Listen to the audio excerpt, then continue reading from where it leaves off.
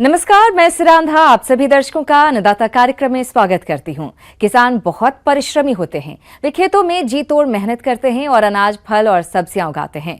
हमारे देश की अर्थव्यवस्था का लगभग समूचा भार उन्हीं के कंधों पर ही है। ऐसे ही भारतीय किसानों को खेती बाड़ी से जुड़ी हुई बहुत सी नई, रोचक और लाभकारी जानकारियां देने के लिए हर रोज सुबह हम आपके साथ आते हैं। तो चलिए कार्यक्रम शुरू करने से पहले देखते हैं क्या है आज के अन्नदाता में।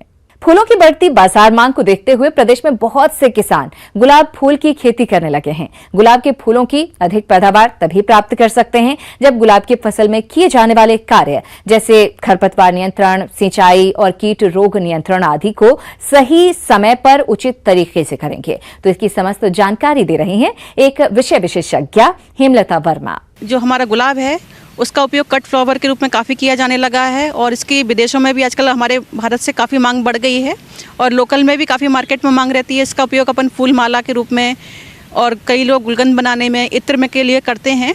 तो इस प्रकार से गुलाब जो हमारी फसल है, फूलों की फसल में सबसे मुख्य फसल मानी जाती है। किसान भाइयों, गुलाब की फसल से गुणवत्ता युक्त अधिक फूलों की प्राप्ति हो, इसके लिए आप फसल को खरपतवारों से मुक्त कैसे करें, इसकी जानकारी कुछ इस प्रकार है। किसान भाई, गुलाब की फसल में एक चीज़ का जरूर ध्यान रखें, निदाई गुड़ाई समय समय पे करें। निदाई गुड़ाई खुरपी की सहायता से कर सकते हैं, क्योंकि अगर निदाई गुड़ाई समय पे नहीं होगी तो पौधों की वृद्धि सही प्रकार से नहीं होगी और हमें अच्छे प्रकार का गुलाब नहीं मिलेगा। क्योंकि गुलाब की फसल ऐसी है, अगर सही बढ़त नहीं हुई तो गुलाब में सही प्रकार से कली नहीं बनती है और उसका फिर मार्केट रेट भी हमें सही प्रकार से नहीं प्राप्त होता है। किसान भाई इस तरह का भी ध्यान रखें कि अगर रोगग्रसित अगर शाखाएँ उनको समय समय पर काटते रहें और जो पौधे या पत्तियां सूख गई हैं, टहनियाँ सूखी हुई हैं, उनको भी समय समय पर कटिंग करके निकालते रहें। क्योंकि अगर वो लगी रहेंगी तो हमारा जो अच्छे फूल हैं उनका वृद्धि पे भी विपरीत प्रभाव पड़ता है। तो इस किसान भाई इस तरह का भी ध्यान रखें। गुलाब की फसल में सिंचाई और उर्वरक प्रबंधन का विशेष महत्व होता है, तो आप कैसे करें फसल में सिंचाई और पोषक तत्वों का प्रबंधन, आइए जानते हैं। और किसान भाई सिंचाई का विशेष रूप से ध्यान रखें अपने गुलाब की फसल में। जैसे अभी कई जगह पे अपने देखा रहे हैं कि मध्य प्रदेश, छत्तीसगढ़ में कई जगह पे बारिश हो रही है। तो किसान भाई ये ध्यान देखें, अगर बारिश हो गई है तो सिंचाई ना करें। मिट्टी के ऊपर ध्यान दें कि अगर मिट्टी हमारी सूखी हुई है तो सिंचाई करें और अगर मिट्टी में नमी उपयुक्त है तो सिंचाई देने की आवश्यकता नहीं। वैसे किसान भाई गुलाब की फसल में मौसम के हिसाब से करीब 10 से 15 दिन में सिंचाई, जैसे सर्दियों का मौसम चल रहा है, 10 से 15 दिन में सिंचाई की आवश्यकता पड़ती है। कई किसान भाई सिंचाई करते समय ड्रिप इरिगेशन का भी प्रयोग कर रहे हैं। बहुत अच्छी विधि है। ड्रिप इरिगेशन का प्रयोग से हमारे पानी की बचत होती है और इसके साथ साथ हम खाद उर्वरकों का भी प्रयोग कर सकते हैं। तो किसान भाई अगर ड्रिप इरिगेशन से सिंचाई कर रहे हैं तो ड्रिप इरिगेशन के सहायता साथ में अगर खाद देंगे तो या तो हम सॉल्युबल जो से आते हैं, आजकल NPK घुलनशील आते हैं, तो उसको पानी के साथ देंगे तो उससे हमारी फसल की वृद्धि अच्छी होगी और वो जो पानी है वो सीधे पेड़ की जड़ तक जाता है। तो करीब 2 ग्राम प्रति लीटर के हिसाब से ये घुलनशील उर्वरक आते हैं, आजकल उपयोग किए जा रहे हैं। तो इसका भी प्रयोग अपने ड्रिप में करें। अगर ड्रिप से नहीं कर रहे हैं, वैसे किसान भाई कर रहे हैं, तो 2 ग्राम प्रति लीटर का घोल बनाकर खाद उर्वरकों का देते रहें 10 से 15 दिन के अंतर से। किसान भाइयों, गुलाब की फसल में इस समय कुछ कीट और रोगों का प्रकोप होता है, जिसकी वजह से गुलाब की फसल में फूलों के उत्पादन में भारी कमी आ जाती है। इसलिए आप इन कीट और रोगों की पहचान करते हुए नियंत्रण कैसे करें, आइए जान लेते हैं। किसान भाई हमने देखा है कि ये मौसम विपरीत होने पर कई तरह के कीट आते हैं, जिसमें एक आता है फुदका आता है, हरा फुदका।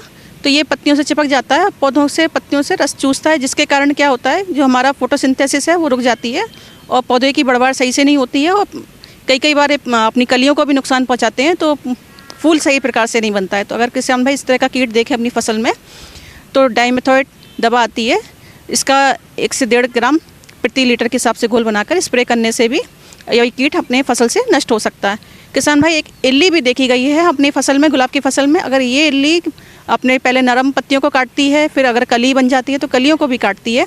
अगर इस तरह प्रकार की इल्ली को देखें तो एक एंडोक्साकार्प करके दवाई आती है जो इल्लियों के नियंत्रण के लिए काफ़ी अच्छी है। इसकी 1 ग्राम मात्रा प्रति लीटर के हिसाब से घोल बनाकर स्प्रे कर सकते हैं। एक अन्य कीट आता है जिसको हम बोलते हैं माइट।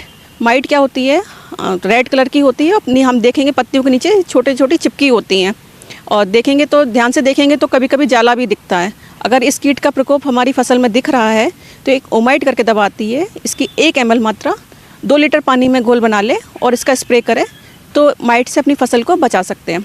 तो किसान भाई जैसे हम देखते हैं कि इसमें एक काला धब्बा रोग आता है, तो ये मुख्यतः ग्रीन हाउस में ज़्यादातर आता है और अगर वैसे भी अगर इस तरह से मौसम जैसे अभी देख रहे हैं कि काफ़ी बादल छा रहे हैं, तो इस तरह में भी अपना आर्द्रता बढ़ जाती है, तो इस समय भी ये बीमारी आती है। तो इस समय किसान भाई देखें, अगर इस तरह का मौसम हो रहा है तो किसान भाई अगर पौधों पर कोई किसी प्रकार के धब्बे देखें, पत्तियों पर धब्बे देखें, तो एक फंजीसाइड आता है मैनकोजेब, उसके 200 से 2.5 ग्राम मात्रा प्रति लीटर के हिसाब से घोल बनाकर अपने पौधों पर छिड़काव कर सकते हैं।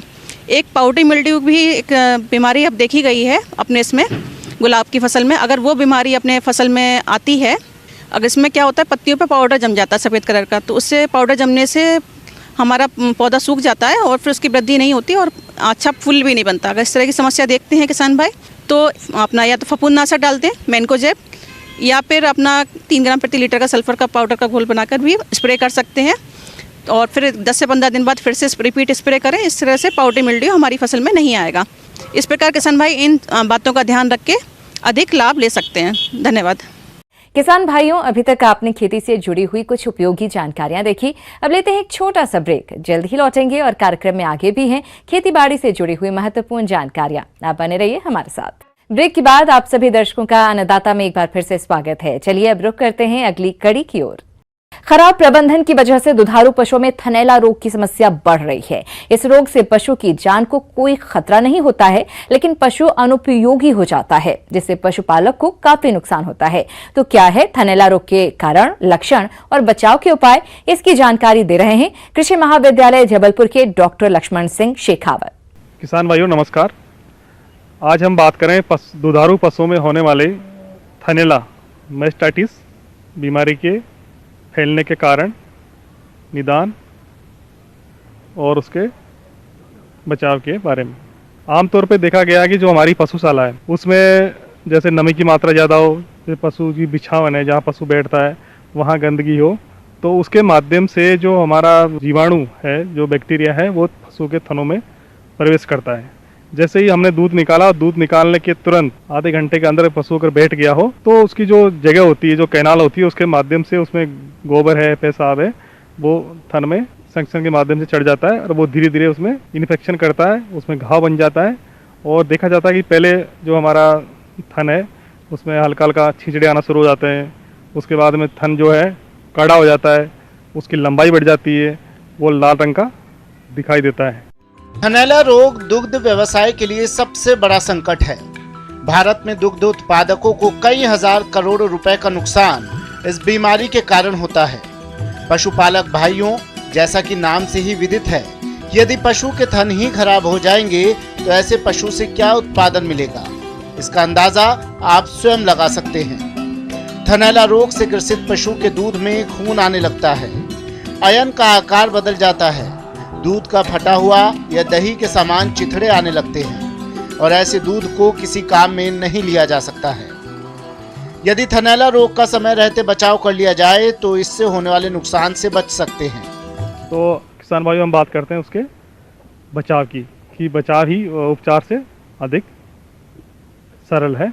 तो किसान भाइयों मुख्य रूप से ये ध्यान रखें जो हमारी पशुशाला है वो साफ़ सुथरी रहे, उसमें जो बिछावन है वो सूखी रहे और वहाँ किसी प्रकार की नमी नहीं हो। इसी प्रकार जो हमारा दूधिया है वो भी ध्यान रखें कि उसको दूध निकालने से पहले, दूध निकालने के बाद हाथों को अच्छी तरह साफ़ करें। इसी प्रकार उसका जो अडर है, उसके जो टीट्स हैं, थन है, उनको भी अच्छी तरह साफ़ करें और दूध निकालने के बाद उनको जीवाणुनाशक जो KMNO4 है, लाल दवा है, उसका 1% सॉल्यूशन में उनको टिप करें तो उसमें थनैला होने की संभावना कम होती है। इसी प्रकार जो किसान भाई ये भी ध्यान रखें कि जो हमारी पशुशाला है समय समय जीवाणुनाशक दवाइयाँ छिड़कते रहें, उससे भी हमारा जो थनैला है उसका काफ़ी नियंत्रण होगा। उसकी कंप्लीट मिल्किंग होनी चाहिए। अगर थनों में दूध रहता है तो धीरे धीरे उसमें जीवाणु पनपते हैं और पशु की दूध देने की क्षमता भी धीरे धीरे कम होती है। और ये एक छुआछूत की बीमारी है जो एक थन से दूसरे थन और एक पशु से दूसरे पशु में फैलती है। और इसको फैलाने में मुख्य रूप से जो हमारा दूधिया है, दूध के बर्तन है, ये भी सहयोग करते हैं। जैसे संक्रमित हाथों से अगर हमने एक गाय को लगाया, उसके बाद दूसरी गाय का दूध निकाला, तो उस दूसरी गाय में ये बीमारी फैल जाती है। यानी कि जो पशु थनैला से ग्रसित है तो उसका अलग ट्रीटमेंट बॉक्स में ले जाके या अलग पशुशाला में उसको रखें, जिससे दूसरे पशुओं में ये हमारा थनैला नहीं होगा। दूध व्यवसायी पशुपालकों के लिए थनैला एक चुनौती से कम नहीं है। थनैला रोग से पशुपालकों को बहुत हानि होती है। इसको समय पर पहचान कर पशु चिकित्सक की मदद से तुरंत इलाज करवाना चाहिए। इसी प्रकार अगर पशु किसी कारण से हमारा थनैला से ग्रसित हो जाता है तो उसके बचाव के लिए किसान भाई सबसे पहले तो ये करें कि जो हमारा पशु है उसको पशुशाला से अलग करें। उसके जो बीमार पशु के थनों से निकाला हुआ जो छींचड़े हैं, जो दूध है, उसको कहीं दूर फेंकें कि उससे हमारी पशुशाला में दूसरे पशुओं में संक्रमण नहीं हो सके। और अलग उसका जो उपचार है वो जैसे उस पर एंटीबायोटिक के द्वारा उसमें करना चाहिए और समय पे उपचार करना चाहिए, जिससे हमारे जो पशु को नुकसान नहीं हो और दूध का भी नुकसान नहीं हो। इसी प्रकार समय समय पर थनों की जो मेस्टाइटिस स्ट्रिप है उससे चेक करते रहें, जैसे पशु में थनैला का हमको पता लग जाएगा और समय पर उसका उपचार हो जाएगा। इस प्रकार किसान भाइयों, जो मेरे द्वारा बताई गई बातों का आप ध्यान रखेंगे तो जो हमारे अधिक दूध देने वाले पशु हैं उसमें थनैला की बीमारी नहीं होगी और किसान भाइयों को जो थनैला के माध्यम से हानि होती है वो नहीं हो पाएगी और हमारा डेयरी का व्यवसाय एक लाभकारी व्यवसाय साबित होगा। आगे और भी हैं खेतीबाड़ी से जुड़ी हुई बहुत सी रोचक जानकारियां, पर यहाँ पर रुकेंगे एक और ब्रेक के लिए। जल्द हाजिर होते हैं। ब्रेक के बाद एक बार फिर से आप सभी दर्शकों का अन्नदाता कार्यक्रम में स्वागत है। बढ़ते हैं अगली प्रस्तुति की ओर। आजकल कृषि क्षेत्र में नई नई तकनीकें इजाद हो रही हैं, जिससे सभी किसानों को फायदा हो रहा है। खासकर छोटे किसानों में कंटेनरों में मछलियों का पालन काफी प्रचलित हो रहा है। इस प्रणाली से किसान अच्छी आमदनी कमा सकते हैं। तो चलिए इस बारे में जानते हैं मत्स्य वैज्ञानिक डॉक्टर इप्सिता विश्वास से। मछली की बढ़ती खपत को देखते हुए मत्स्य पालक उत्पादन को बढ़ावा देने के लिए नई तकनीक को अपना रहे हैं। इसके लिए कम पानी और कम खर्च में अधिक से अधिक मछली उत्पादन करने हेतु बायोफ्लॉक तकनीक अपना रहे हैं। बायोफ्लॉक तकनीक एक आधुनिक व वैज्ञानिक तरीका है। बायोफ्लॉक तकनीक के माध्यम से किसान बिना तालाब की खुदाई किए एक टैंक में मछली पालन कर सकेंगे। बायोफ्लॉक एक बहुत ही उन्नत टेक्निक है, क्योंकि हम लोग ज़्यादातर देखा गया है कि जो हम लोग का मछली पालन के लिए पॉन्ड, मतलब जो तालाब का रकबा सबके पास नहीं होता है, या फिर वाटर लेवल बहुत ही नीचे जा रहा है। और साथ ही साथ जब भी हम लोग मछली पालन करते हैं तो सबसे ज़्यादा प्रोडक्शन कॉस्ट है फीड कॉस्ट। लगभग 60% हम लोग को फीड कॉस्ट लग जाता है। तो ये तीन चीज़ को देखते हुए जुलाई 2018 में भारत में ये बायोफ्लॉक सिस्टम चालू हुआ है। अब ये बायोफ्लॉक सिस्टम चालू करने के लिए हम लोगों को बहुत सारा टैंक की ज़रूरत होता है। टैंक 3 टाइप के होते हैं। एक है पुराने ज़माने में जो सीमेंट टैंक है, वो सीमेंट सिस्टम, नहीं तो आप जैसे पीवीसी टैंक, जो पॉलीविनाइल क्लोराइड टैंक, ये इस्तेमाल कर सकते हैं। और बहुत लोग क्या करते हैं, लोहे के रॉड लेकर उसमें जो टारपोलिन होता है या फिर टर्पेल, जो आप ज़्यादातर जानते हैं, वो यूज़ कर सकते हैं। पर मैं रिकमेंड करूँगी कि हमेशा वो पीवीसी वाला टैंक लेना चाहिए, क्योंकि पीवीसी टैंक में ना वो एक इनामल होता है, इथॉक्सी कोई नाम करके, जिससे जो भी मछली है या फिर कोई भी एनिमल्स है उसमें कोई रिएक्शन नहीं होता है। अब बायोफ्लॉक में जो नाम से हम लोग को पता चलता है कि जैविक का कुछ फ्लॉक होने वाला है, जैविक पदार्थ से फ्लॉक बनता है।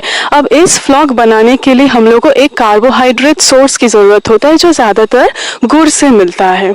अभी फ्लॉक बनाने के लिए हम लोग इस गुड़ का इस्तेमाल करते हैं। बायोफ्लॉक तकनीक से टैंक में पाली जाने वाली मछलियों की प्रजातियों में कुछ खास बातें होनी चाहिए, जैसे मछली टैंक के वातावरण सहन कर सके, मछली निम्न जल स्तर पर ही सही बढ़वाड़ ले सके। पंगेशियस, कोई कॉर्प, सिंघी, तिलापिया, देशी मांगुर, पाबदा, कॉमन कॉर्प इत्यादि मछलियों की प्रजातियां टैंक में आसानी से पाली जा सकती हैं। ध्यान रखिए, जब आप टैंक बना रहे हैं तो टैंक का साइज का निर्माण भी ज़रूरत है। ज़्यादातर 5000 से 10,000 लीटर का टैंक बनता है, तो एक टैंक बनाने के लिए 15 बाई 15 फीट की ज़रूरत होता है। और उसका जो गहराई है वो गहराई लगभग 4 फीट की होनी चाहिए, जो उसका ऊंचाई है। अच्छा, ये बात ज़रूरी है कि इसमें जो मछली है वो नर्सरी है। आप इसको ज़्यादा हम लोग अंगुलिका से पूरा टेबल साइज फिश नहीं बनाते हैं। ये फ्राई से फिंगरलिंग, नहीं तो फिंगरलिंग से एडवांस्ड फिंगरलिंग ही ज़्यादा हम लोग इसमें करते हैं। तो जब हम लोग मछली डालते हैं उस टैंक में, हमेशा देखना चाहिए कि इसमें 100% एरेशन मतलब एनर्जी सोर्स होना चाहिए। सौर ऊर्जा से भी सोलर पैनल के तहत भी कर सकते हैं। बायोफ्लॉक विधि में मछली पालन में भी जैविक विधि अपनाई जाती है। तालाब के पानी में मछली मल करती हैं। इस मल के अधिक संख्या में एकत्रित होने से पानी में अमोनिया बढ़ जाता है। अमोनिया मछलियों के लिए जहर का काम करता है, इससे मछली मर जाती है। बायोफ्लॉक विधि में जार में बैक्टीरिया पैदा की जाती है। ये बैक्टीरिया मछली के 20% मल को प्रोटीन में बदल देता है। मछली इस प्रोटीन को खा लेती है। बचा मल जार में नीचे जमा हो जाता है। इसे टोटी के जरिए निकाल दिया जाता है। मछलियों को कोई नुकसान नहीं होता है। बायोफ्लॉक विधि में टैंक में पानी को साफ करने के लिए किसी प्रकार का केमिकल नहीं डाला जाता है। इसमें होने वाली मछली पूर्णतः जैविक होती है। इनकी बाजार में अधिक कीमत मिलती है। तो अगर हम 40-50 ग्राम का अगर स्टॉकिंग करते हैं तो वो ज़्यादा से ज़्यादा 700 से 800 ग्राम से 1 किलो तक आपको 6 महीने में मिल सकता है। तो एक साइकिल लगभग 5 से 6 महीने का होता है, तो साल में आप 2 साइकिल कर सकते हैं और 2 साइकिल से आप 50 से 60 हज़ार का मतलब मूल प्रॉफिट मिल सकता है। जैसे पंगाश को आप जब बाजार में बेचते तो 130, तो अगर आप अपने फार्म लेवल मतलब फार्म गेट से अगर बेचते तो 100 रुपये प्रति किलो। अगर 100 रुपये किलो भी होता है तब भी आप 50 से 60 हज़ार 2 साइकिल में कर सकते हैं। बायोफ्लॉक जो प्रणाली है इसका एडवांटेज यही है कि ये पर्यावरण के साथ अनुकूल एक प्रणाली है, जिसमें क्या है बहुत ही मिनिमल या जीरो वाटर एक्सचेंज होता है। मतलब आप पूरा जो इसको जो वाटर है फुल्ली यूटिलाइज कर सकते हैं, जिससे क्या होता है हम लोग का वेस्ट मिनिमाइजेशन हो जाता है। तो इस प्रणाली को हम वेस्ट वाटर एक्वाकल्चर ट्रीटमेंट भी बोल सकते हैं। और सबसे अच्छी बात है इसमें जो हम लोग का FCR रेशियो है वो बहुत ही कम हो जाता है। जो ऐसे जो हम लोग तालाब में वो उस FCR से हम लोग को बहुत कम हो जाता है, जो आप लोगों के लिए बहुत ही फायदेमंद है। बायोफ्लॉक के बारे में और ज़्यादा जानिए जितना भी केंद्रीय अनुसंधान है कृषि विज्ञान केंद्र से। नमस्कार।